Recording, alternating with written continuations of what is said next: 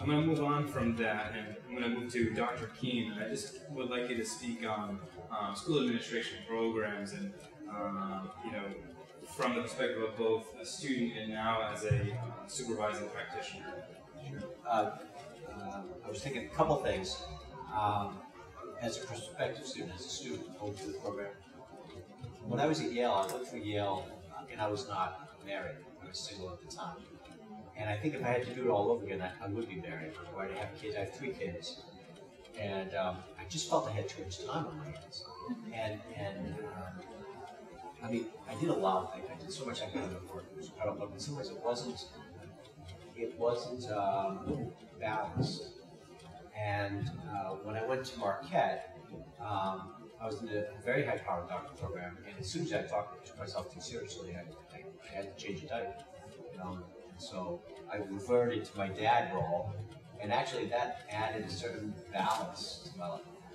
And when I came to Emmanuel, I was working in the school. I think every night I left class with an idea that I would implement the next day, and I would take credit like it was mine. But I think every day I wanted to do that, and it was that was for me. That was the most powerful part of it. In fact, if there was another program, I would do it in a heartbeat. It's like, it was that important to me professionally. It was not, I never felt overwhelmed in terms of the amount of work. It was manageable. I felt the teachers here had realistic expectations. They were just more than accommodating. How's that? They were just absolutely unbelievable accommodating. But Emmanuel taught me several things that I needed, or I think I could have used about 5, maybe 10 years earlier. And one was to understand or appreciate the system of the school.